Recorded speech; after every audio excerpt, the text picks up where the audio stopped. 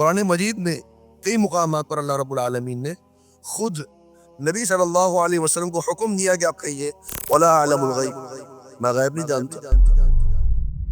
اور پھر کئی موقعوں پر اللہ رب العالمین نے خود بھی فرمایا، جیسے عیسیٰ علیہ السلام کے واقعے میں وَمَا كُنْتَ لَدَيْهِمْ، آپ وہاں موجود نہیں تھے، آپ کے پاس اطلاع ہی نہیں ہے۔ تِلْكَ مِنْ أَنْبَاءِ الْغَيْبِ، یہ غیب کی خبریں ہیں جو ہم آپ کو وحی کر کے بتا رہے ہیں۔ تو اگر اللہ رب العالمین کسی رسول کو غیب کی اطلاع دیتا ہے تو وہ اللہ رب العالمین کے اطلاع دینے کے بعد ان کو پتہ چلا نا، اطلاع دینے سے پہلے تو نہیں پتا تھا ان کو۔